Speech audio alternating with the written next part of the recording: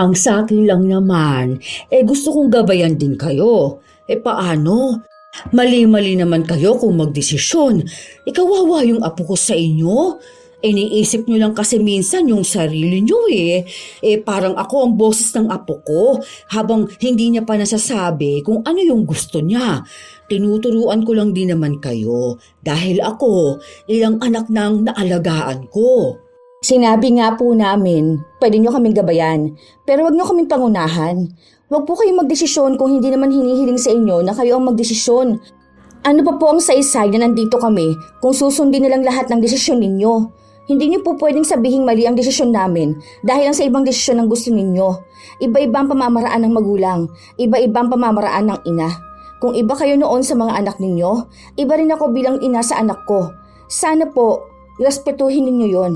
Hindi dahil nauna kayo maging magulang, ibig sabihin wala na rin kaming karapatang matuto bilang magulang. Hayaan niyo po kaming magdesisyon dahil pamilya po namin to. Pananagutan namin to.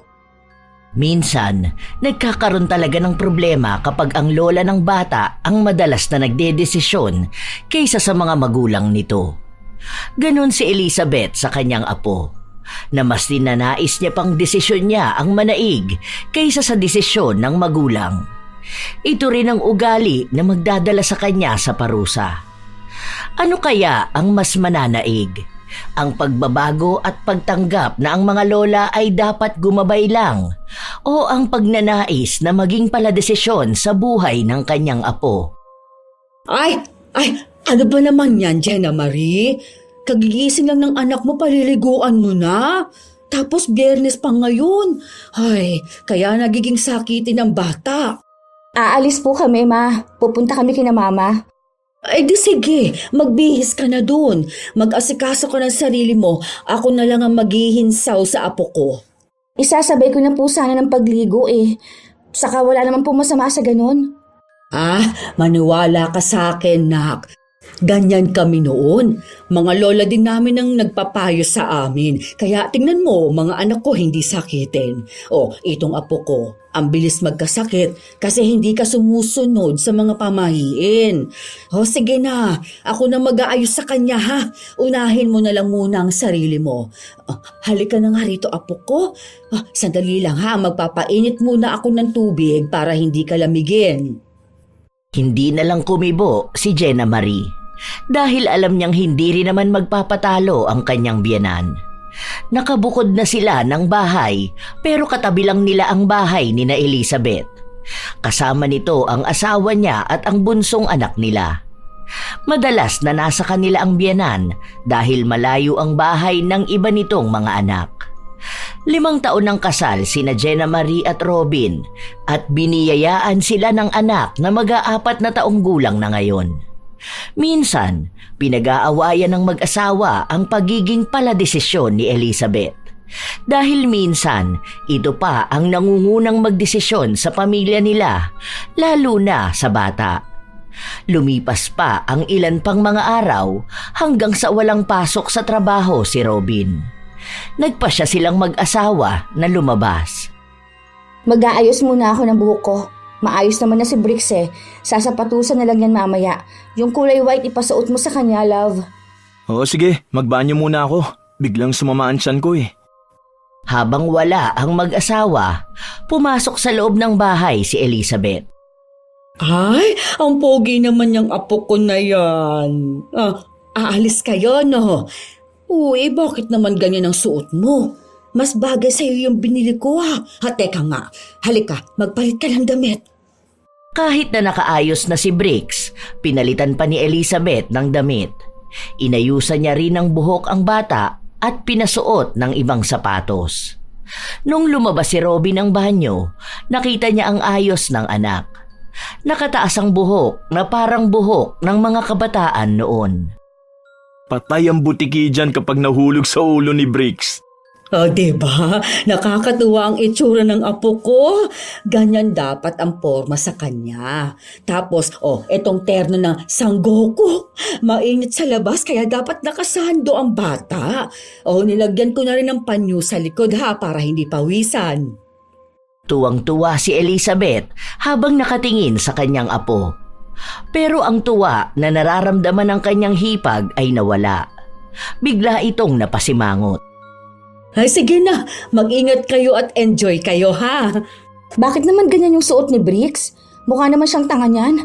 Nakapambahay tapos nakasapatos. Ganyan pa yung buhok. Uy, bakit? Maganda naman. Naman, nakabihis na nga yan kanina eh. Nakaayos na rin, magsasapatos na lang tapos pinalitan niyo pa. Parang binaboy niyo naman po ang itsura ng anak ko eh. Gusto niyo pagtawanan niya sa labas?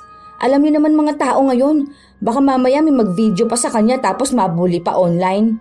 Okay na yan, ibaba na lang yung buhok. Hindi yan okay. Ang ayos-ayos ng suot ko tapos yung anak ko ganyan.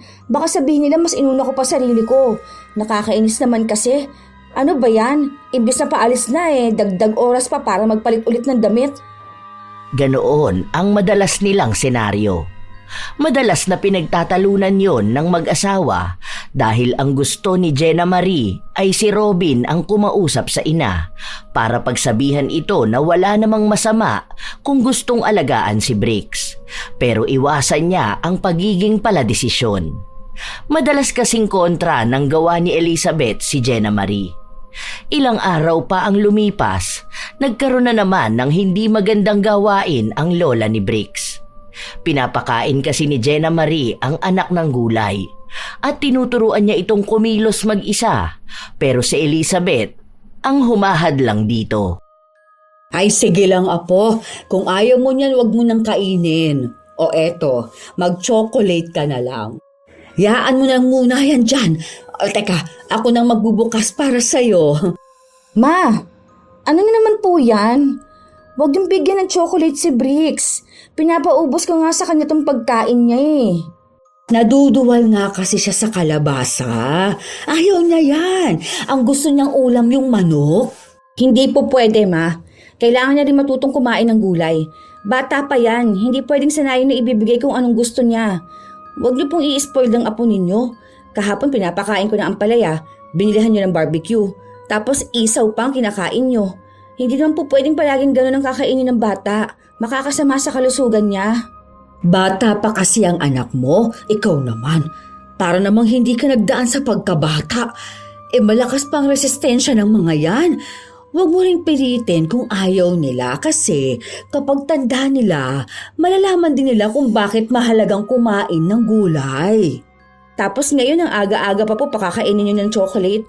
Kaya nabubulok ang ngipin ng bata eh. Huwag na po yan, ipaubos niyo tong kanin niya.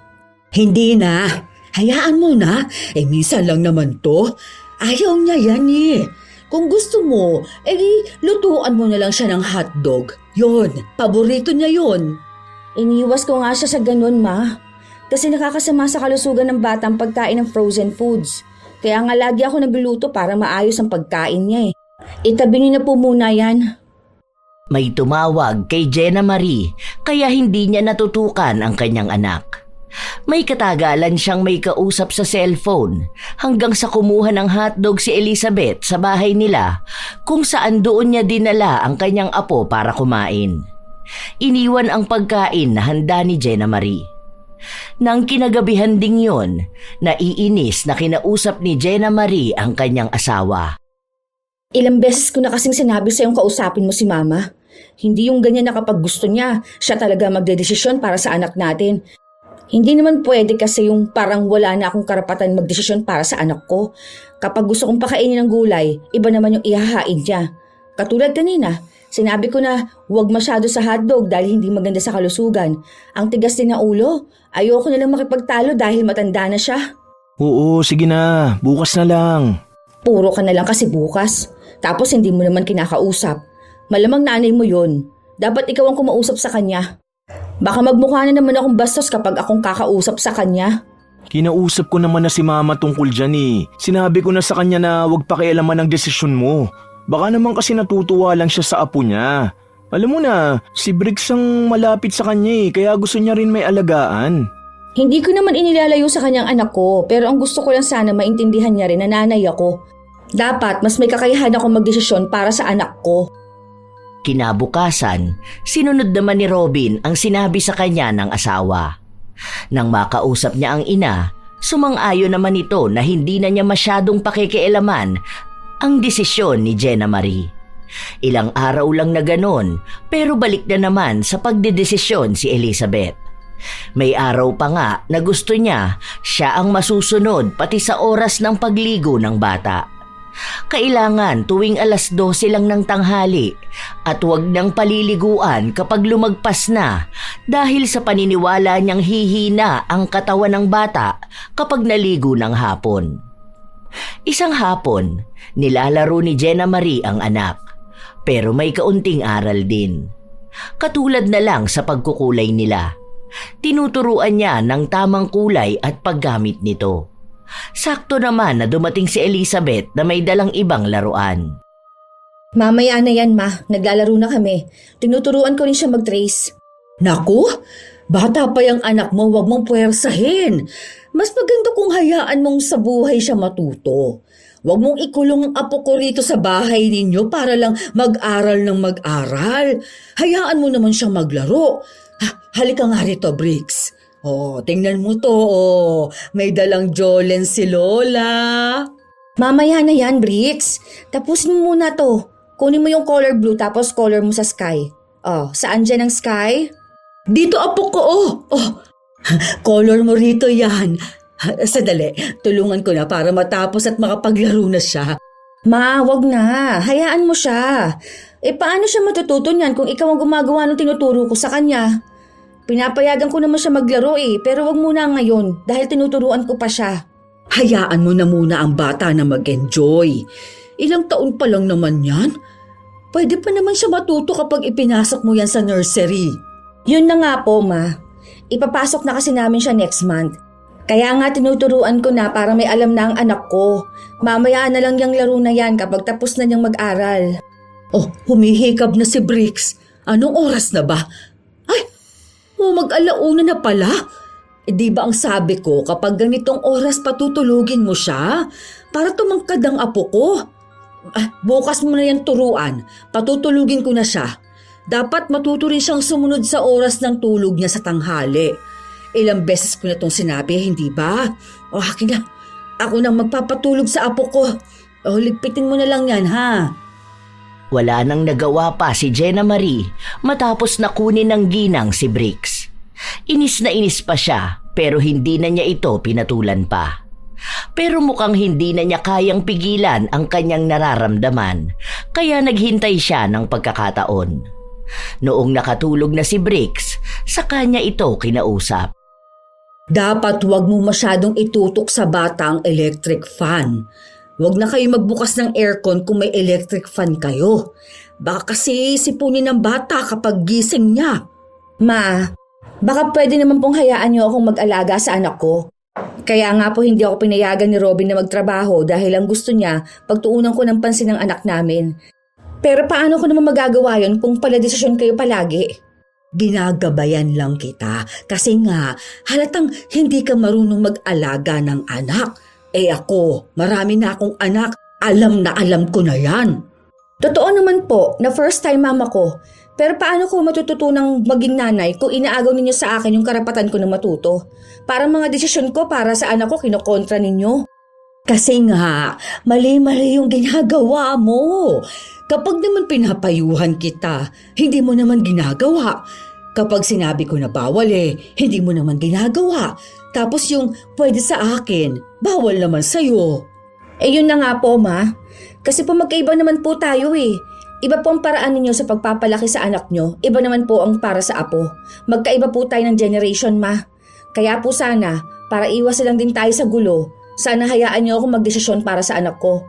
Huwag nyo po akong pangunahan. Ayoko po ng away. Tumangulang si Elizabeth sa sinabi ng kanyang manugang.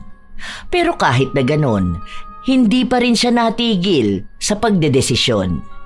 Isang araw pa, walang pasok si Robin kaya nasa loob lang ito ng bahay. Naroon din si Elizabeth, nilalaro ang kanyang apo. Sa Mabini Sunshine ko ipapasok si Bricks. Doon din mag-aaral ang pamangkin ko. Bakit doon pa? Sa Montessori mo ipasok? Hindi naman nagkakalayo ang bayad doon? Mas mura doon, ma. Ang mahal kasi sa Montessori. Parehas din naman ang may matututunan si Bricks. Saka inaalalayan ko naman dito sa bahay. Tinuturuan ko rin naman dito eh. Iisa pa lang naman ang anak ninyo. Pwede nyo na yan ipasok sa mahal na eskwelahan. Mas maganda nga kapag sa Montessori kasi nga, alam mo talaga nagtutok ang bata doon. 3 estudyante nga lang daw kada teacher. Yung apo nga ni Duday andoon. Ang galing na raw mag-English ng bata. Ang talino. Parehas lang din yon, ma. Kahit naman sa Mabini Sunshine, tutok din naman sa mga bata. Kapag nag-kinder naman na siya, ililipat din namin siya. Sa public school namin siya pag-aaralin. Maganda rin naman ang mga turo doon eh. Para kapag college niya, doon siya sa mas magandang university. Kasi ako, ganun ginawa sa akin ng mga magulang ko. Saka hindi rin kasi namin kaya sa ngayon ng private school, ma. Hindi naman pwede na lahat ng ipon namin mailalabas. Paano kung magkaroon ng emergency? Saka pang long-term plan kasi ginagawa namin ngayon ni Jenna. Kahit na ba? 1 taon lang naman magiging nursery ang anak ninyo. Hindi nyo pa ba itotodo ang gasto sa kanya? Hindi na, ma. Saka hindi naman magtatrabaho si Jenna eh. At nagtapos din naman siya maging teacher, hindi lang nagturo. Kaya pwede niyang tutukan ng anak namin. Sa totoo nga niyan, hindi na dapat ipapasok ng nursery pero gusto namin na may makahalubilo namang mga bata si Bricks para kahit na paano may pakilala namin sa kanyang school. Para hindi siya matulad sa mga bata na umiiyak kapag papasok sa school. Kaya hindi na namin kailangan dun sa mamahaling school, ma. Yun nga ang sinasabi ko sa inyo, ma. Kaya bago pasukan, tinuturuan ko na si Bricks. Kaya wag niyo na po muna siyang ayain maglaro. Pinapalaro ko po siya pero may oras naman. Hindi po palagi laro na lang nga atupagin niya kasi bata pa siya. Mas maganda na balanse lahat. Sige, kayong bahala. Hindi kumbinsido si Elizabeth sa gusto ng mag-asawa. Kahit pa sabihin na dapat ay guro si Jenna Marie kung nagtrabaho ito. Alam ni Elizabeth na mas matutuunan ng pansin ng apo kung ipapasok niya ito sa mas magandang paaralan. Kaya hanggat hindi pa nagsisimulang ipasok sa naturang paaralan si Bricks, si Elizabeth na mismo ang gumawa ng paraan para maipasok ang apo sa Montessori. Ayan, okay na. May slot na ang apo ko. Panigurado akong magkakaroon siya ng mas magandang pag-aaral kapag sa Montessori siya. Saka naman na malalaman ng mga magulang na yan, wala na rin man sila magagawa. Katulad nga ng inaasahan, nakatanggap ng mensahe mula sa paaralan si Jenna Marie. Nabasa niya lang ito gabi na, patapos niyang maglikpit ng kanilang pinagkainan. Love, tingnan mo nga to. May orientation daw bukas sa Montessori. Hindi naman ako nagpa-reserve ng slot. Hindi pa ako napupunta ng school kasi bukas ko pa lang sana ipapa-enroll si Bricks. Baka naman na mali lang. O kaya baka scam yan. Hindi eh. Official number to ng Montessori. Check mo. May email din sila sa akin. Kaya pala nag-chat sa akin kanina si Jessica. Ang sabi niya magkasama raw anak namin sa iisang classroom. Hindi ako nag-reply sa kanya kasi akala ko wrong send. Tapos name ko pa to. Ito pa, sa email. Name ni Bricks. Hindi naman pwedeng bigla na lang may ganito. Ang alam ko, may ilalabas na pera kung sakaling reservation pa lang. Hindi naman ako nagpunta dun. Dahil sa ibang school ko nga ipapasok si Bricks. Paano naman nangyari yan? Puntahan mo kaya bukas para malaman mo. Ano pa ba? Ganun na ang mangyayari. Para malaman ko rin bakit ganito at kung pwede pang ilipat si Bricks. Ayoko kasi talaga dun eh. Hindi pa rin sumasagi sa isip ng mag-asawa na si Elizabeth ang may kagagawa nun. Hanggang sa kinabukasan, nung pumunta sa pagtitipon sa paaralan si Jenna Marie, doon niya nalaman kung ano ang nangyari. Ang lola ng anak ang may kagagawa nun. Nagbigay na rin ng down payment si Elizabeth para sa slot ng apo. Inis na inis si Jenna Marie pero hindi na siya makatanggi dahil sayang ang pera. Hindi na mababawi. Tapos naayos na rin ang schedule ng mga bata. May mga kasama rin siya na kilala nila. Kung aatras pa siya, baka maging simula lang yon ng usap-usapan sa kanilang lugar na ayaw niyang mangyari. Nang kinagabihan, doon nag-usap-usap ang tatlo. Pigil na pigil si Jenna Marie sa kanyang emosyon. Ayaw niyang magalit. Syempre, inaalala ko lang ang slot ng apo ko. Alam nyo namang marami rin ang gustong mag-aral sa Montessori, hindi ba? Buti nga na-enroll ko na. Ma, nandito ka naman po nung pinag-uusapan namin ito, di ba? Alam niyo naman po kung gaano kamahal doon. 55K ang tuition nila. Ang bigat masyado nun para sa nursery. Iisa lang ang nagtatrabaho sa bahay. Ang dami pang ibang binabayaran tapos ganyan kamahal. Hindi pa yan. Malamang may iba pang activities na nakakabutas ng bulsa. Naapektuhan nito yung budget namin sa kayong ibang mga nakaplano. Kaya nyo naman na yun? 45K na lang yun kasi nga nagbigay na ako ng 10K na down. Pero yung 10K na yun, bayaran nyo na lang ako kahit 2 gives. Inutang ko lang kasi yun. Yun na nga po, Ma. Inutang nyo lang. Alam nyo naman po na ayaw namin ang nangungutang eh. Ang laki po nung tuition oh. Sana po kumonsulta muna kayo sa amin. Alam nyo naman po na may pinag-iipunan din kami, di ba? Hindi naman pwedeng biglayin namin maglabas ng malaking pera para dito. Bakit ba ang iinit ng mga ulo nyo? Ginagawa ko lang naman to para sa apo ko. Hindi ba? Kung makikita ng mga tao na sa Montessori siya nag-aaral, di kaiinggitan siya. Makakatulong din naman sa inyo tong ginawa ko. Hindi po kayo nakatulong, Ma. Pala-desisyon kasi kayo eh. Sa susunod po, kumonsulta muna kayo sa amin. Kami ang mga magulang ni Bricks. Kami lang ang pwedeng magdesisyon sa kanya. Kung may gusto kayo, ipaalam niyo sa amin. Kapag pumayag kami, ibig sabihin pwede. Kung hindi, ibig sabihin hindi po pwede. Huwag niyo kaming pangunahan. Ginagalang kong pagiging lola niyo. Pero sana galangin niyo rin po ang pagiging magulang namin. Oo, sige na. Sorry na. Pasensya na kayo kung iniisip ko lang ang kalagayan ng apo ko. Hindi ko naman alam na masama na pala yun para sa inyo. Ganon kasi ang gusto ko para kay Bricks. Yun ang pangarap ko noon kay Robin eh. Kaya akala ko, pwede rin na ganon ang pwedeng gawin para sa apo ko ngayon. Ako, pasensya na kayo sa akin. Ma, wag na lang sanang mauulit yung ganito. Kasi may budget din talaga kaming sinusunod eh. Hindi pwede na kapag gusto nyo, yun ang mangyayari. Tama pong sinabi ng asawa ko, pwede nyong gabayan si Bricks. Pero wag naman yung masasagasaan pati pagiging magulang namin. Oo, hindi ko na lang uulitin. Pagpasensyahan na ninyo ako ha. Sana nga po, Ma. Kasi ilang beses na po natin to napag-usapan, di ba? Ilang beses nyo na rin pong sinabi na hindi nyo na uulitin. Ma, nakikiusap naman po ako sa inyo. Opo, gets ko kayo na gusto nyong alagaan ang apo nyo. Gusto nyong maranasan niya yung di ko naranasan. Pero sana, naiintindihan nyo rin ang pagiging magulang namin. First time lang po namin eh. Sana naman ipadaman nyo rin sa amin na mas mahalaga ang desisyon namin para sa anak namin. Hindi ka naman namin pinipigilan sa mga gusto mo. Pero sana kapag desisyon na para sa aming mag-asawa, huwag nyo na pong panghimasukan. Gusto rin namin ng magandang buhay para sa anak namin. Ang sa akin lang naman, gusto kong gabayan din kayo. Paano? Mali-mali naman kayo magdesisyon. Kawawa yung apo ko sa inyo. Iniisip nyo lang kasi minsan yung sarili nyo eh. Parang akong boses ng apo ko habang hindi niya pa nasasabi kung ano yung gusto niya. Tinuturuan ko lang din naman kayo dahil ako, ilang anak nang naalagaan ko. Sinabi na nga po namin, pwede nyo kaming gabayan pero wag nyo kaming pangunahan.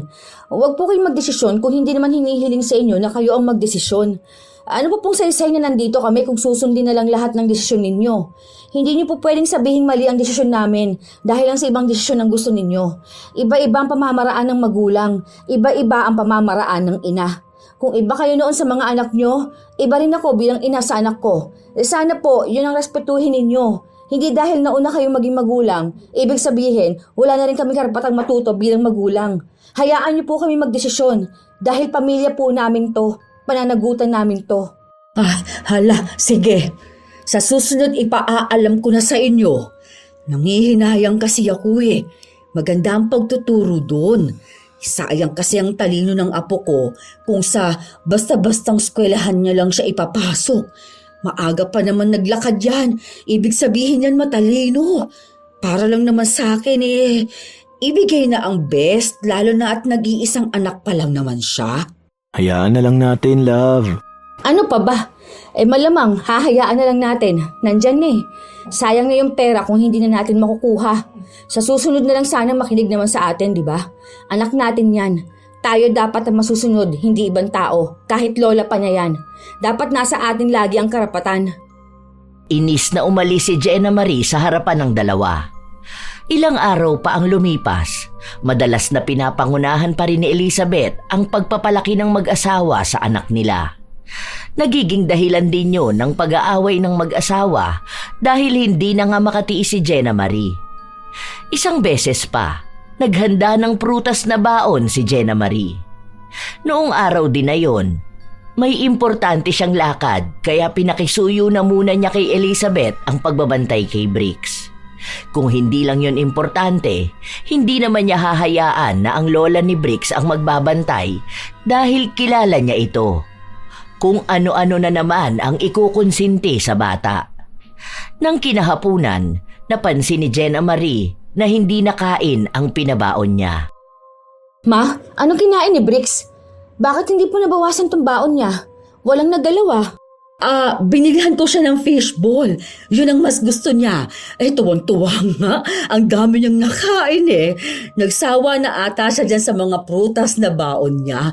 Para maiba lang din naman. Di ba nga po, ang sabi ko may baon siya. Hindi pwede na ganyan ang kinakain niya. Kailangan pa rin yung masusustansya. Minsan lang naman. Saka, naisip kong pagbigyan na lang din ng bata. Sa masarap din naman talaga yun. Huwag na lang paghigpitan ng pagkain. Hindi po ako naghihigpit ng pagkain. Ang inaano ko po, yung masustansya naman ang ipakain sa bata. Kahapon puro chichirya binigay niyo sa kanya, ang aalat pa ng mga yon. Tapos nag-coke pa siya. Pwede yan kung talagang minsan lang. Pero ayokong sinasana yung bata sa hindi healthy na pagkain. Sige. Bukas, hindi ko na lang siya bibilhan nun. Hayaan mo na. Minsan ko lang naman siya pinakain nun. Inisip ko na para hindi maging masela ng bata. Lalo na yun din ang paboritong kainin ng papa niya noong bata pa to. Hindi na talaga, ma. Dahil ako na magbabantay sa kanya. Hindi pwede yung kung ano-anong pagkain na binibigay ninyo sa bata. Sayang lang pinapainom kong vitamins kung hindi naman healthy ang kakainin niya. Huwag niyo rin pong bibigyan ng puro juice na lang o soft drinks. Kita niyo to, pati tubig hindi niya nagalaw. Maaga magkakasakit ang anak ko eh. Reward ko lang naman yun sa pagiging mabuting bata niya. Ang galing niya kasi sa school. Oo na, sige na, para hindi ka na magalit sa akin. Ayaw ko naman na sabihin mo pa to sa asawa mo tapos kayong dalawa ang mag-away. Hindi na lang sinabi ni Jenna Marie ang nangyari dahil ayaw niya rin na magalit ang asawa sa ina nito.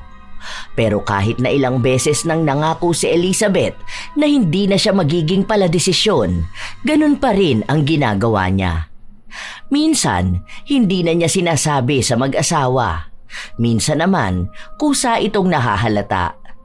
Isang gabi, habang silang pamilya lang ang magkakasama, napag-usapan nila ang tungkol sa kaarawan ng anak.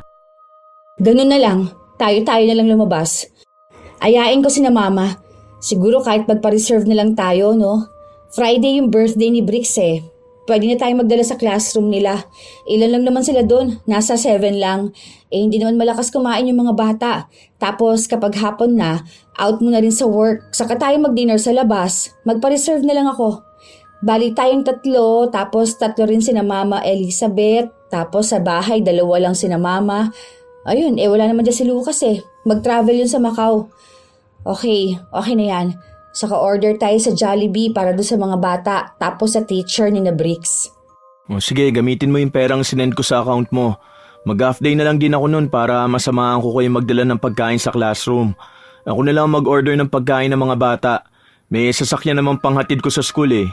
Ikaw na magsabi sa mama mo. Sabihin mo rin yung plano natin. Baka mamaya kung ano na naman ang desisyon na gawin niya eh. Ayoko ma-stress sa mismong birthday ng anak ko, no? Baka may sarili siyang plano, tapos sa kanya nilang sasabihin kapag nandyan na. Ayoko rin magsayang ng pera. Ayan na naman tayo, ha? Linawin mo maigi sa kanya. Isa-isahin mo. Baka hindi na naman niya maintindihan dahil nga sa katandaan niya. Ipaalala mo na nakabudget na to, nakaplano na. Tayo mismo nagdesisyon. Oo, ako nang kakausap bukas. Wala pa nga, stress ka na dyan. Wala namang naging kibo si Elizabeth noong nalaman niya ang desisyon ng mag-asawa tungkol sa kaarawan ni Briggs.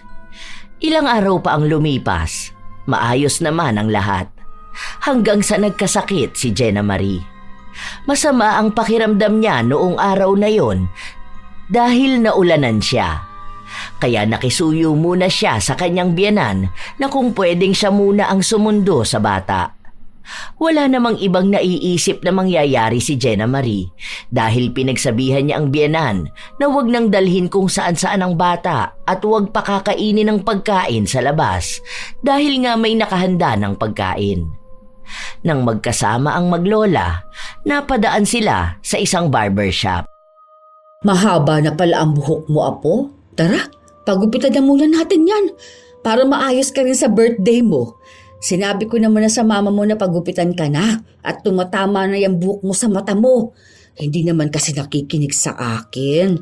Hindi naman pwedeng pahabain ang buhok mo dahil hindi ka naman babae. Ay, halika na.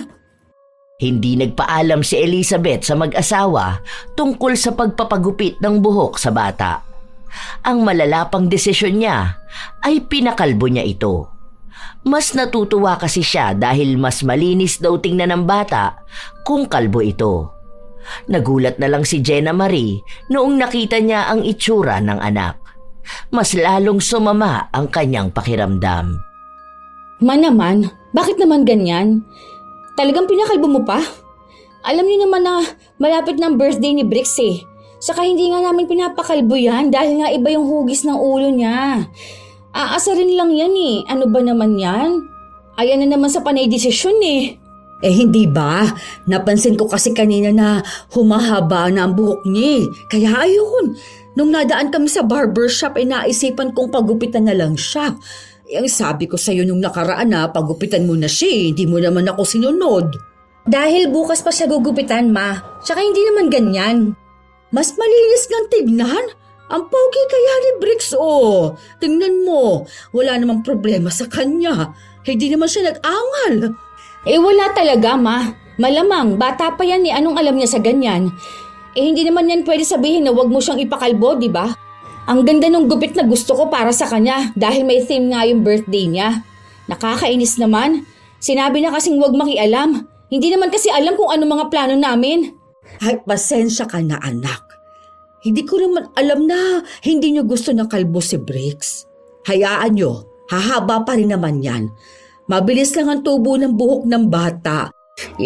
Talagang natuwa lang din talaga ako kasi nga ang linis tingnan. Ang aliwalas ng mukha niya. Malamang, wala naman na ako magagawa eh. Kahit na ayoko, nandyan na yan. Wala na siyang buhok. Talagang ahit na ahit pa. Kayo lang nagagandahan sa ganyan eh. Ibang gupit na buhok niya yung gusto ko.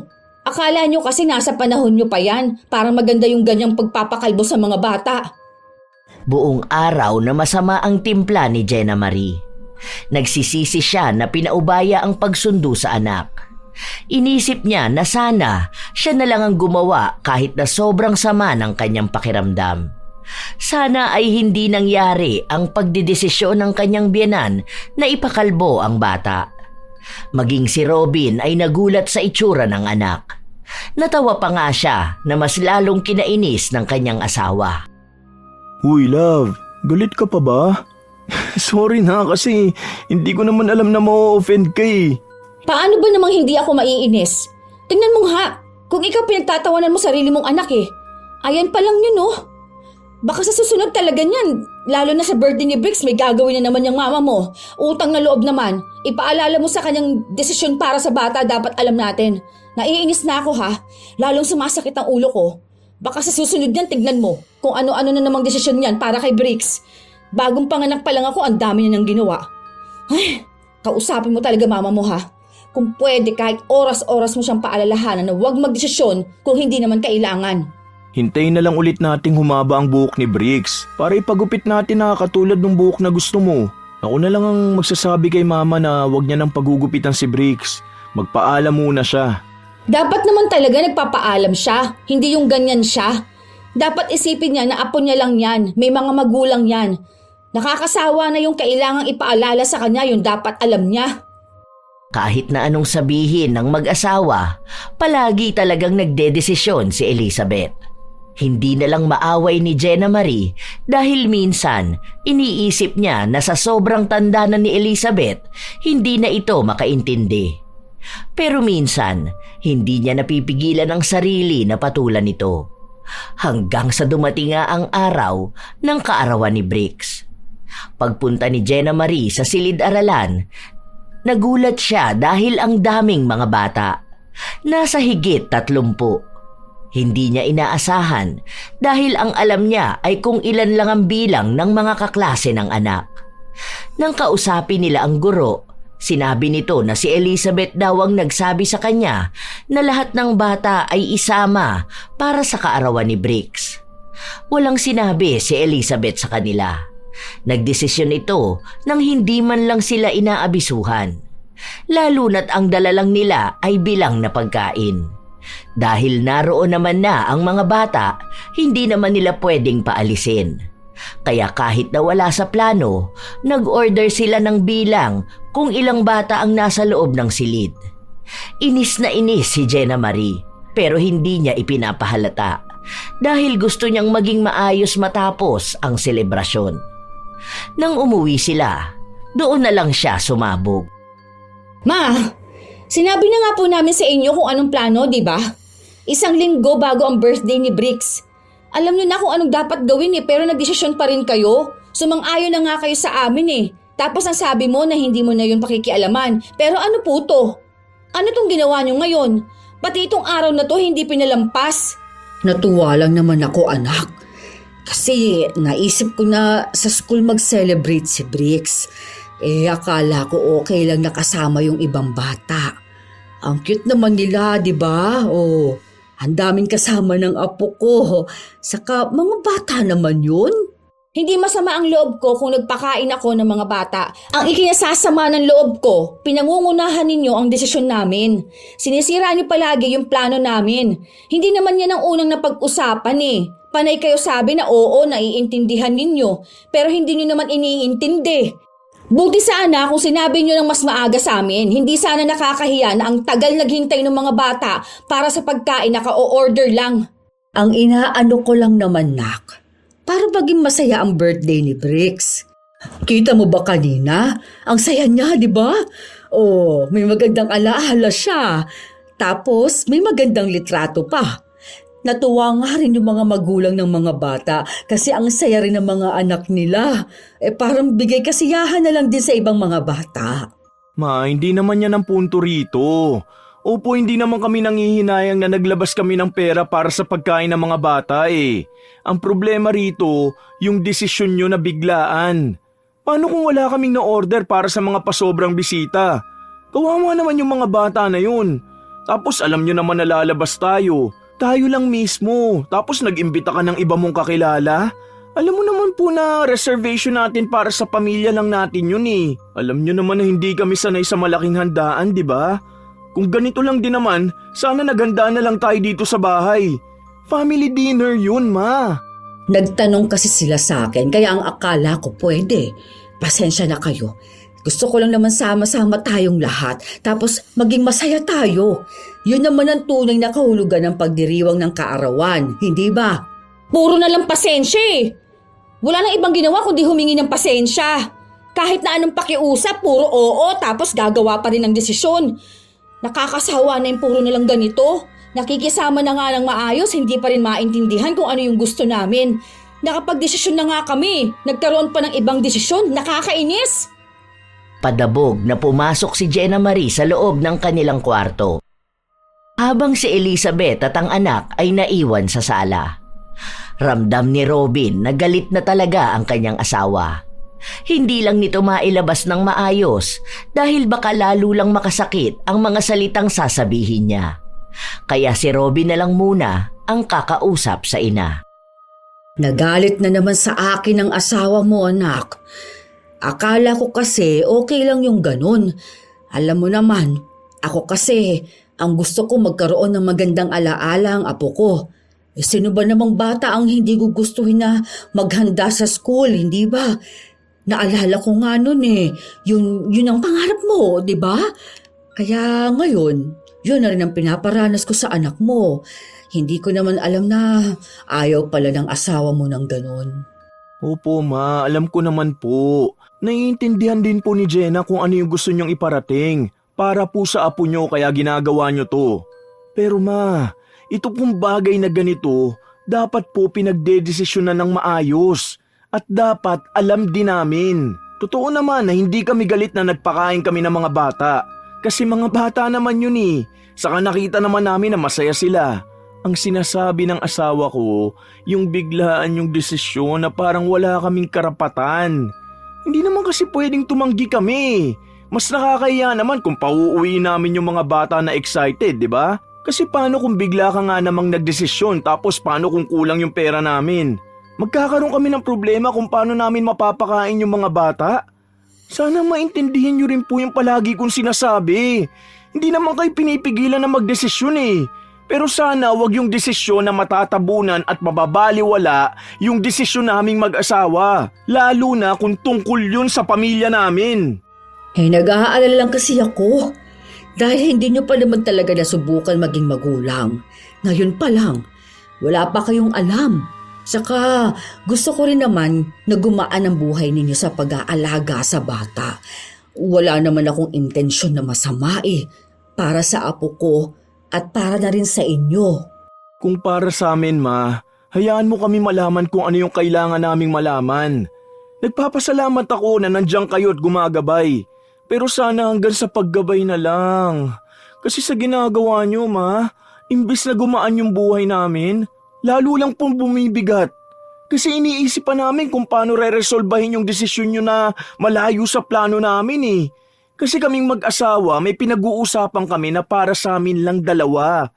Kung magugulo yun dahil sa mali-mali yung desisyon, kami yung mahihirapan. Kailangan naman namin mag-adjust. Kaya utang na loob naman para sa ikatatahimik nating lahat. Hayaan mo naman kami magdesisyon. Galangin nyo naman kung ano yung gusto namin para sa pamilya namin. Iba man to sa desisyong naiisip mo, wag mo kaming kontrahin. Dahil hindi kami natututo kung laging ikaw ang gagawa para sa amin Hindi mawari kung nagdamdam si Elizabeth sa sinabi ng kanyang anak. Dahil halos 3 araw siyang hindi nagpunta sa bahay nila. Hindi niya dinadalaw kahit ang apo niya.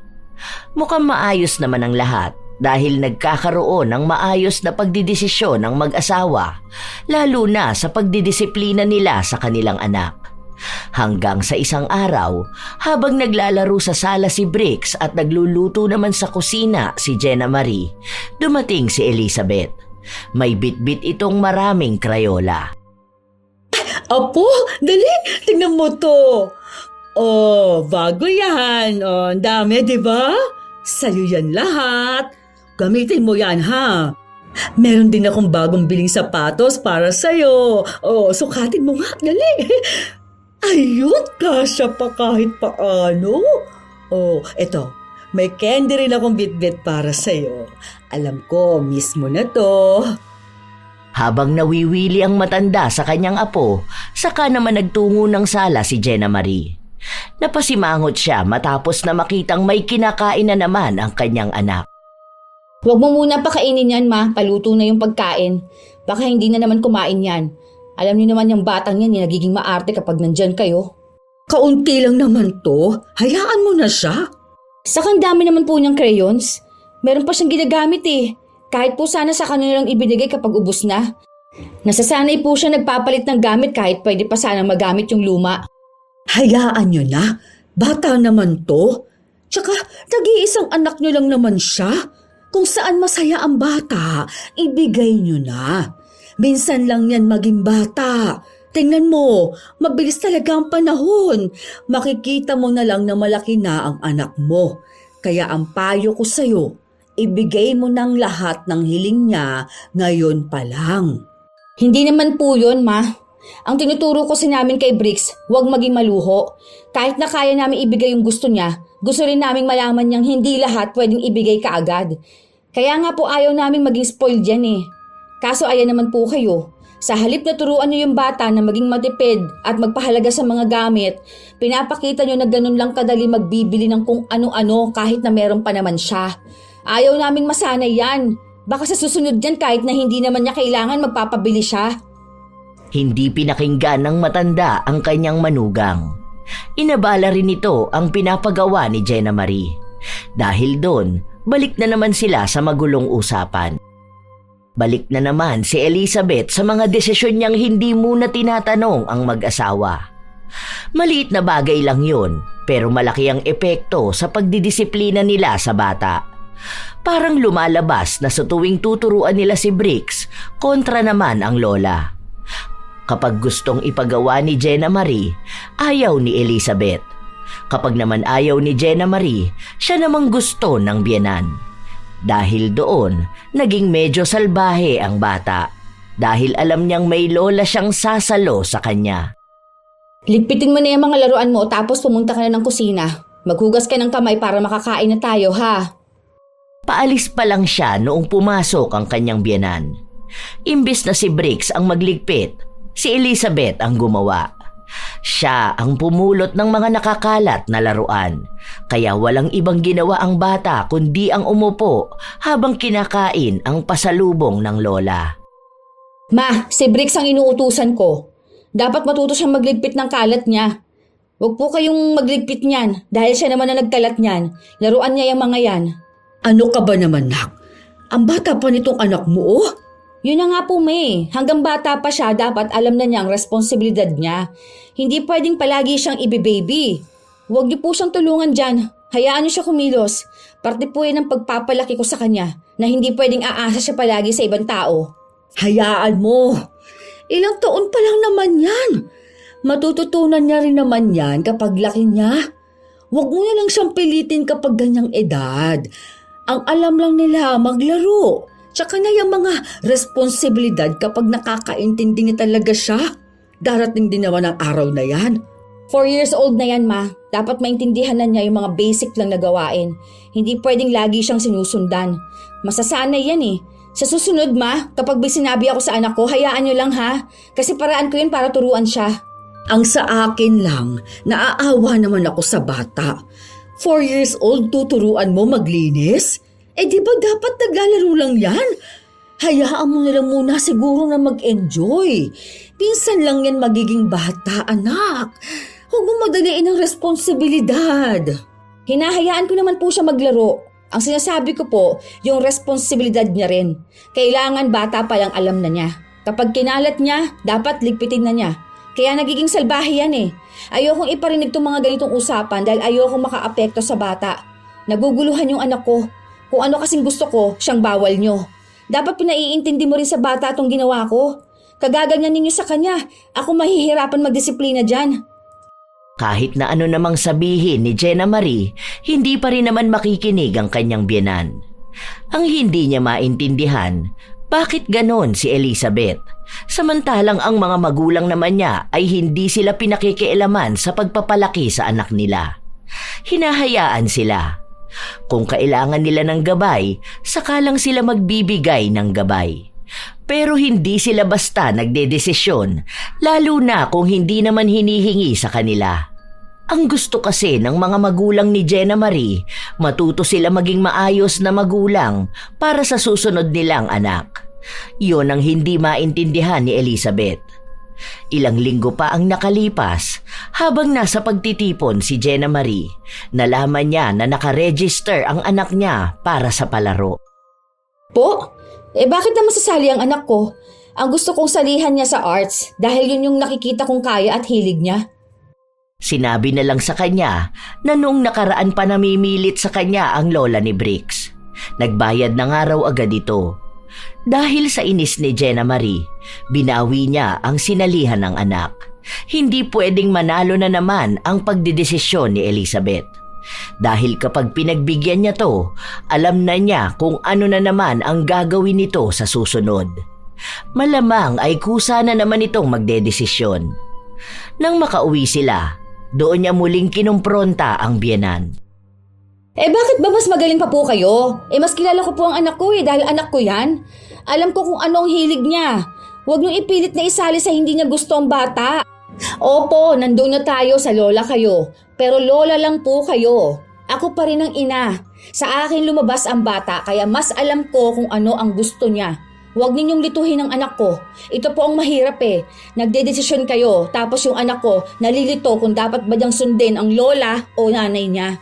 Hindi, kasi syempre naisip ko lang na yung papa niya kasi noon. Ganyan yung gusto. Sumasali nga yun ng marathon, di ba? Tapos aktibo pa yun sa mga palaro. Bilang anak na lalaki, naisip ko na siya ang susunod sa yapak ng papa niya. Masasanay rin naman siya doon, tapos magugustuhan niya. Hindi po ako papayag na pati buhay at desisyon ng anak ko mamamanduhan ninyo. Hindi porket gusto ninyo, yun na lang ang susundin. Sana alam po ninyo yan, ma. Si Robin, atleta siya, pero hindi niya pinilit ang anak namin na gawin yon. Lalo na kung kita naman na sa iba ang hilig niya. Sige po, sabihin na natin na makakatulong din yun kay Bricks. Pero huwag ninyong pangunahan. Huwag kayong magdesisyon na paglaki ng anak ko sasali siya dyan sa mga naiisip ninyong kompetisyon. Ayoko ng pressure para sa kanya. Gusto kong piliin niya kung ano yung tingin niyang kaya niya at gusto niya. Hindi yung gusto ng ibang tao para sa kanya. Ako po ang ina ni Bricks. Ako lang ang may karapatan na magdesisyon para sa kinabukasan niya. Naisip ko lang naman yun. Na baka nga gusto niya sumunod sa yapak ng papa niya. Dahil kung sakali man, magagamit niya rin naman yun. Tinulungan lang naman kita. Ako kasi, yun ang nakikita ko para kay Bricks. Yung sasali ba siya sa Olympics, ganun. Malay mo, siya ang makapag-uwi ng gold para sa Pilipinas. O di magiging sikat siya. Matutupad yung pangarap ko para sa papa niya. Yan mismo yun, ma.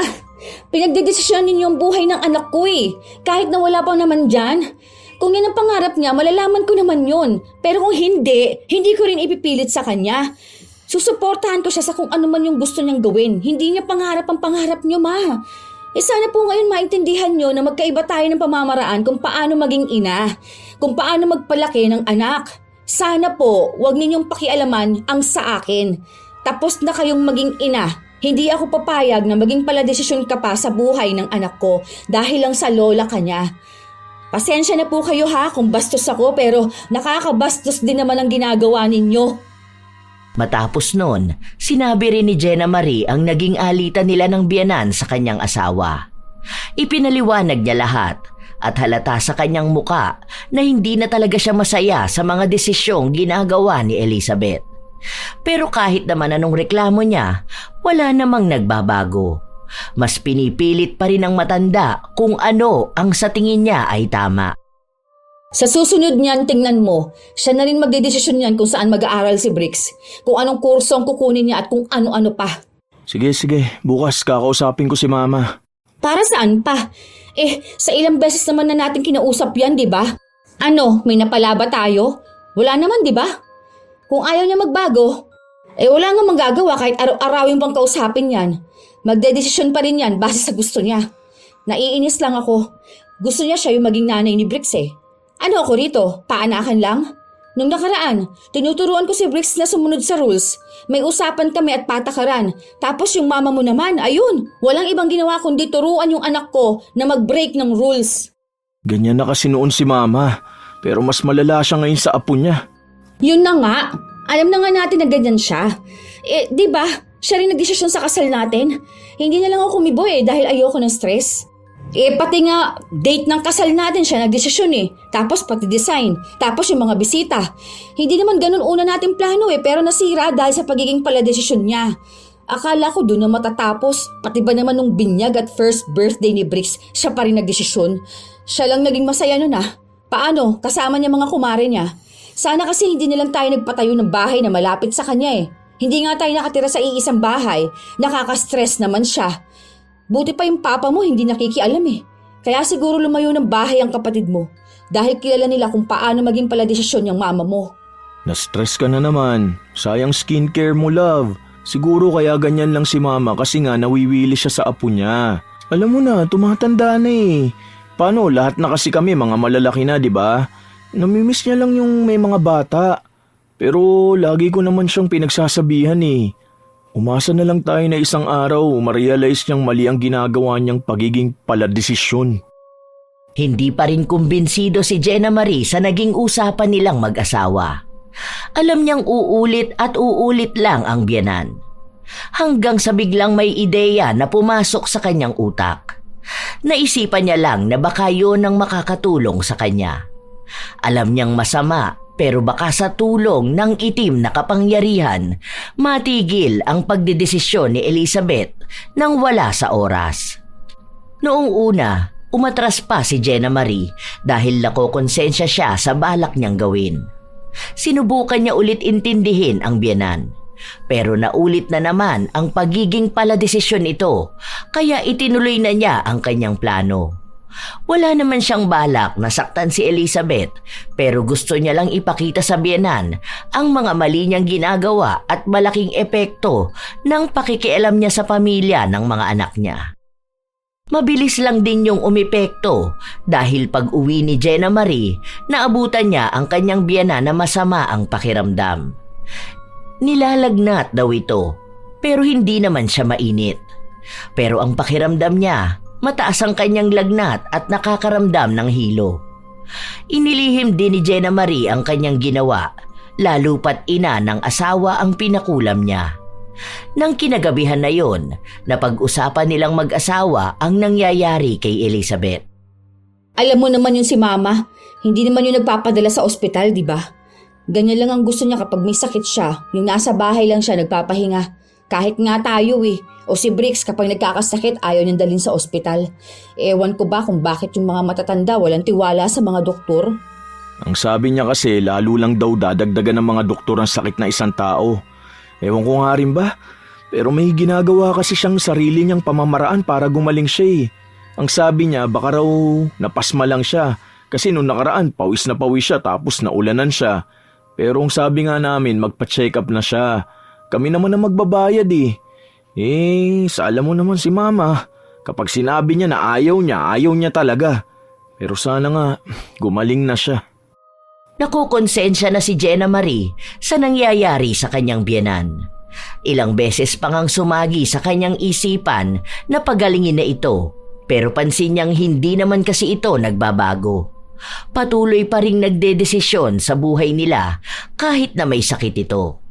Hanggang sa isang araw, dulot na rin ang katandaan, hindi na gaanong makatayo at makakilos si Elizabeth. Ma, ito po yung pinamili naming grocery ni Robin para sa inyo. Mamaya po magluluto ako ng pagkain nyo. Hindi, anak. Sige, ayos lang ako. Ang intindihin mo ang anak mo. Hindi naman po pwedeng hayaan kayo. Kasi hindi po rin naman kayo maaalagaan ni Papa. Matanda na rin siya eh. Tapos yung bunso niya madalas na nasa school. Okay lang po kasi yung lulutuin ko naman masustansya yon, kaya pwede po sa inyo. Kumusta na pala ang apo ko? Miss na miss ko na si Bricks. Ang pogi kong apo. Maayos naman po siya, Ma. Bali po, matalinong bata pa rin naman napasawahi. Mamaya po, papuntahin ko rito. Wala silang pasok bukas eh. Tapos sakto, Sabado at Linggo. Pwede naman pong dito na muna siya. Huwag na muna. At baka mahawa lang siya ng sakit sa akin. Hindi naman po yan nakakahawa. Punta kami rito mamayang gabi ha. Dito na lang kami maghahapunan. Hindi naman maikakaila ang awang nararamdaman ni Jenna Marie sa kanyang biyenan sa kabila ng mga naging awayan nila. Aaminin niyang mabuti naman ito, sadyang may aral lang siyang nais na malaman ni Elizabeth. Ilang araw pa ang lumipas, biglang nagkasakit si Bricks. Mataas ang lagnat niya, namimilipit sa sakit ng tiyan, nanlalamig ang buong katawan at mga hindi mawaring sakit. Dinala nila sa ospital ang bata. Halos 3 araw siyang namalagi sa ospital dahil na rin sa kanyang panghihina. Hindi na alam ng mag-asawa kung ano ang kanilang gagawin. Naiiyak na nga lang si Jenna Marie, lalo na't mukhang malala ang nangyayari sa anak. Hindi kasi bumababa ang lagnat nito kahit na nasa ospital na. Ayaw niya ring magpaturok ng kung ano-anong gamot, lalo na't bata pa si Bricks. Kaya nagdesisyon sila na iuwi na muna ang anak. Hindi ko na alam kung ano pang pwede natin gawin, love. Ang init pa rin ni Bricks. Ayoko naman kasi na kung ano-ano yung tinuturok sa kanya eh.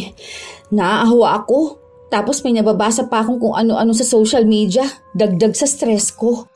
Huwag ka na masyado mag-alala. Gagaling din si Bricks. Basta ngayon, pagtuunan mo muna siya ng pansin, ha? Ang sakit na ng ulo ko kakaisip eh. Sana naman gumaling na si Bricks. Natatakot talaga akong baka lumala ang kalagayan niya eh. Talagang hindi ko kakayanan kapag may masamang nangyari sa anak natin. Ilang araw pa ang lumipas, walang nagbago. Madalas na nakahiga lang si Bricks. Para siyang lantang gulay. Madalas na malamig ang pawis. Umiiyak din ang bata kahit na 10 oras ng gabi, lalo na kapag sumakit ang kanyang ulo. Isang hapon, habang nasa kusina si Jenna Marie, kinuha ni Elizabeth ang kanyang apo. Hinang-hina silang dalawa, pero dinala ng matanda si Brick sa kanilang bahay. Doon siya gumawa ng sarili niyang paraan para gamutin ang bata. Hindi na muna niya ipinaalam sa ina nito dahil alam niyang tututol lang si Jenna Marie. Ipinasok niya ang apo sa loob ng kwarto niya kung saan siya naghanda ng mga gamit para sa pagsusuob nito. Halos 1 oras silang dalawa lang ang nasa loob. Nasa labas na rin ng kwarto si Jenna Marie at kanina pa siya tawag ng tawag, pero ang sabi lang ni Elizabeth na bawal pa magbukas ng kwarto at baka mapasukan ng hangin at malamigan si Bricks. Nang maging maayos na ang lahat, sakalang binuksan ni Elizabeth ang pinto. Nakabihis na rin ng bagong damit ang apo dahil kanina pa siya basa ng pawis dahil sa ginawa nilang suob. Ma naman, alam niyo na nga na may sakit si Bricks, kinuha niyo pa. Nangihina na nga yung bata eh. Ano na naman po ba itong desisyon niyo na to? Mapapahamak lang kayong dalawa eh. Napasma kasi ata itong anak mo. Sinuog ko na siya. Huwag muna sa electric fan o sa aircon ha. Baka mapasok ka ng lamig. Maligam-gam na tubig din ang ipainom mo sa kanya. Tapos tuwing umaga, maglaga ka ng luya. Sa susunod kasi, ang sabi ko sa iyo, kapag pinawisan ang bata o pagod na pagod, huwag mo munang paliliguin. Hindi ka kasi nakikinig sa akin. Bukas ulit, isuob mo si Bricks. Dapat doon sa loob ng kwarto na walang hangin pumapasok. Ha? Makinig ka sa akin. Hindi ito basta pagdedesisyon ko lang dahil makakatulong ito sa apo ko para gumaling siya. Hindi na nakaapila pa si Jenna Marie. Hindi siya naniniwala sa pasma o sa mga suob dahil hindi naman niya yun ginawa noon. Pero pinagbigyan na lang niya ang sinabi ng kanyang biyenan. Hanggang sa napansin niyang gumaganda na ang kalagayan ni Bricks. Doon na rin niya napagtanto na tama ang ginawa ni Elizabeth. Sadyang hindi lang siya naniwala kaagad. Doon na rin pumasok ang pagtatanto niya sa mga naitulong sa kanya ng biyenan. Doon na siya mas lalong nalinawan. Pinuntahan niya si Elizabeth na hinang-hina sa loob ng kwarto nito. Naging mas lalong mahina ito, lalo na noong pinwersa niya ang sarili na tumayo at magbuhat para lang magamot si Bricks. Para bang naghihintay na lang ng kamatayan ang matanda. Ma, sorry ma. Oh, ano ka ba naman anak? Bakit ka humihingi ng tawad sa akin? At eka, kumusta na ba ang kalagayan ng apo ko? Maayos na po siya. Salamat po sa ginawa niyo. Ma, sorry po talaga. Hindi ko naman sinasadya eh. Nadala lang talaga ako ng galit ko. Naiinis po kasi talaga ako sa inyo kapag nagdedesisyon kayo para sa pamilya namin eh. Hindi ka dapat humingi ng tawad. Ako ang dapat na humingi ng tawad sa'yo. Dahil tama nga kayong mag-asawa. Hindi ko dapat pinagdedesisyonan kung ano ang dapat na desisyon ninyong mag-asawa.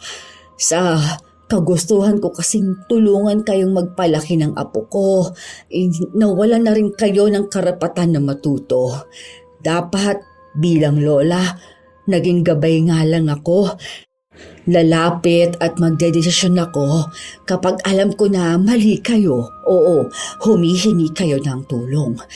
Pero hindi yung ako mismo ang agad na nagdedesisyon dahil sa yun lang ang gusto ko. Sorry talaga ma. Hindi ko rin po yun nakita na gusto niyo lang din na maging maayos mapalaki si Bricks. Sa totoo lang, kaya ganun ako. Kasi ito na lang yung pagkakataon ko na magpalaki ng batang version ng anak ko. Sa kagustuhan ko na maranasan niya ang mas magandang pag-aalaga na dapat nagawa ko noon sa anak ko. Nagkamali ako dahil inagawan kita ng pagkakataon na maging ina. Nakalimutan ko nga na parehas tayong naging ina. Pero ito ang panahon mo para sa anak mo. Dahil yung akin, tapos na yung panahon ko para sa anak ko. Hindi ko alam kung hanggang kailan na lang ba ang buhay ko. Basta, tandaan mo, lahat ng mga bilin ko sa'yo, ha? Hindi yan kuro-kuro ng mga matatanda. Dahil magiging gabay mo yon para maging isa ka ring mabuting ina. Naiyak ng tuluyan si Jenna Marie. Nagsisisi na siya sa paglapit niya sa itim na kapangyarihan. Kaya para maging maayos na ulit ang lagay ng kanyang biyenan, pinatanggal niya ang kulam na ipinataw niya rito. Halos 1 linggo rin ang inabot bago naging maayos ang kalagayan ni Elizabeth at nananatiling lihim ang ginawa ni Jenna Marie. Ayaw niyang lumala pa ang sitwasyon kapag may nakaalam ng kanyang ginawa. Ilang linggo pa, tuluyang naging maayos na si Elizabeth. Nakakatayo na ulit siya at nakakakilos. Pero base sa nakikita ni Jenna Marie, malaki na ang pinagbago nito. Hinahayaan na niya ang mag-asawa na magdesisyon para sa anak nila. Hindi na siya nakikialam. Hindi siya nagbibigay ng opinyon kung hindi naman hinihingi. Dahil ang sabi niya ay may tiwala na siya sa desisyon ng mag-asawa, lalo't para naman yon sa kanilang pamilya. Isang araw, humingi ng tulong si Jenna Marie sa kanyang biyenan na magluto ng merienda para kay Briggs. Paraan na rin yun ni Jenna Marie para muling maging maayos ang kanilang samahan. Kung ano bang gusto mo? Yung matamis ba masyado? Ang mga bata kasi, hilig nila yung mga matatamis. Pero sabi ng iba, hindi dapat hayaan na masanay ang mga bata. Ikaw ba? Ano bang gusto mo? Kayo po ba, Ma? Yun na lang po. Hindi pwede ha. Kasi tinuturuan lang kitang magluto. Pero ikaw pa rin naman na magtitimpla niyan base sa sukat na gusto mo para sa anak mo. Ikaw ang magdesisyon niyan dahil ikaw ang ina ng tahanan na ito. Ang hirap po pala talaga maging ina, no? Kaya bilib ako sa inyo. Lalo na po ang dami ninyong anak. Ako nga po isa pa lang nahihirapan na. Mahirap talaga yan, lalo na kung iba-iba ang gusto ng mga bata. Bawat anak kasi, iba-iba talaga ang hilig at ugali. Meron pa yan, yung isa mong anak, ayaw ng ganitong ulam, na talagang hindi siya kumakain. O ito namang isa mong anak, yun ang paborito. O kaya minsan, kailangan talaga na timbangin mo. Kapag gusto ng isa ng ganitong pagkain, hiwalayan mo na lang ng luto ang isa. Hayaan mo, kapag nagkaroon pa naman ng kapatid si Briggs, malalaman mo na rin yan. Mabuti nga ngayon natuto ka na. Ganun naman talaga kasi yun. Tayong mga ina, hindi natatapos ang pag-aaral natin ng mga bagong bagay para sa mga anak natin. Salamat po talaga, Ma. Kasi nandyan kayo para gabayan kami. Yun naman talaga ang dapat, hindi ba? Lalo na ako ang malapit sa inyo. Mali lang talaga ako noon na akong nagdedesisyon.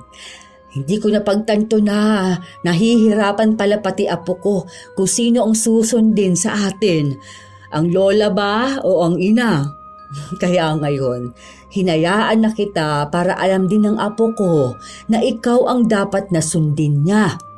Ibang estilo mo sa pagpapalaki ng anak mo. Sa bagay, tama nga naman kayong mag-asawa. Iba nga pala ang panahon ninyo sa panahon namin. Kaya iba-iba ang pagiging ina natin. Hayaan na nga natin ang nakaraan. Ang mahalaga ngayon, maayos na tayo.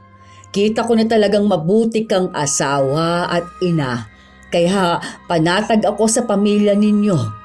Bilang ina, masaya ako na nakakilala ang mga anak ko ng mabubuting babae na magiging ina ng kanilang mga anak. Nagiging emosyonal si Elizabeth. Pero pinatawa na lang siya ng manugang para hindi mauwi sa madramang araw ang dapat ay masaya lang. Sa paglipas ng ilan pang mga buwan, nakikita naman ni Elizabeth na kaya na ni Jenna Marie ang pagiging ina. May mga payo na itong sinusunod na dati ay hindi niya pinaniniwalaan. Sa mga sumunod na taon ay nasundan pa ang mga anak ni na Robin at Jenna Marie. Nagkaroon sila ng 4 na anak at doon napagtanto ni Jenna Marie na tunay ngang mabilis lang ang panahon. Ang dating sanggol na hawak niya ay nagbibinata na. Doon niya napagtanto na yon ang tinutukoy sa kanya noon ng biyenan, na kaya naisalagaan ni Elizabeth ang maliit na bersyon ng anak dahil masaya siyang mabigyan ng pangalawang pagkakataon na magpalaki ng batang nagmula rin sa kanyang dugo. Maraming bagay na napagtanto si Jenna Marie sa pagiging isang ina na talagang nagpaalala sa kanya at nagbigay ng mas malawak na pag-unawa sa ginagawa noon ng kanyang biyenan. Mas lalo niyang naiintindihan ang mga kilos nito noon dahil nasa kalagayan na siya ni Elizabeth. Ang minsang ina na malapit na rin maging lola. Ganon kabilis ang panahon. Lumipas ng hindi namamalayan. Tunay namang sa parte ng lola, may kakaibang saya ang pag-aalaga ng apo. Iba ang lambing, iba ang saya kapag may munting kamay na humahawak sa kanila. At may munting tinig na tumatawag na lola. Natural lang na mas lalo silang maging mapagprotekta, masigla at minsan ay mas nasasabik sa pagdedesisyon. Dahil sa kanyang puso, ang pakikialam ay pagmamahal, ang pangunguna ay pag-aalala, at ang pagiging paladesisyon ay pakiramdam nilang mas alam nila dahil may pinagdaanan na sila. Na para bang mas malayo na ang kanilang narating sa buhay bilang isang magulang na alam nilang magagamit nila kapag sila ay naging lola. Pero kailangan ding maunawaan ng lola na ang sobrang pakikialam, kahit galing sa pagmamahal, ay maaaring makaapekto sa mag-ina. Kapag laging nasasapawan ng nanay, unti-unting nawawala ang tiwala niya sa sarili. Nawawala ang boses niya. At mas masakit, nawawala ang pagkakataon niyang maranasan ang buong paglalakbay ng pagiging ina. May mga aral kasi na natututunan lang kapag ina mismo ang nag-aalaga, nagdedesisyon, nagkakamali at natututo. Kapag inaagawan siya ng papel, nasisira ang pundasyon ng relasyon niya sa anak. Isang pundasyon na dapat ay sa kanila lamang nabubuo. Sa parte naman ng isang ina, kailangan din niyang maunawaan na ang lola ay hindi kaaway, kundi isang taong sobra lang ang pagmamahal. Minsan lang din talaga ay inaakala ng ina na naaagawan na siya ng karapatan, pero nagkakaroon lang din ng pagkakataon ng lola na maranasan ang maging magulang ulit sa pangalawang pagkakataon. Ang mahalaga ay ang pag-unawa sa magkabilang panig. Ang lola ay nagmamahal, pero dapat may hangganan. Ang ina ay nagmamahal at dapat respetuhin ang karapatan niyang maging tunay na magulang. Hindi kailangang magtalo kung sino ang tama. Mas kailangang pag-isipan kung ano ang makakabuti sa bata. Sapagkat sa huli, ang pinakamahalaga ay hindi kung sino ang nasunod, kundi kung sino ang nagbigay ng tamang pagmamahal at respeto. Tandaan na ang pamilya ay mas nagiging buo kapag ang bawat papel ay ginagampanan ng tama. Ang lola ay gabay, ang ina ay ilaw at ang bata ang sentro ng pagmamahal. Kapag may respeto at pag-unawa, walang relasyon ang masisira. Kayo ba mga apo, ano ang tingin niyong naging pahiwatig ng ating bagong kwento ngayon? Ano ang inyong opinyon sa pagitan ng lola at ina patungkol sa pagdedesisyon sa bata? Kung ano man ang inyong opinyon at komento, maaari nyo yang ibahagi upang aming mabasa. Naway may aral kayong napulot sa ating bagong kwento.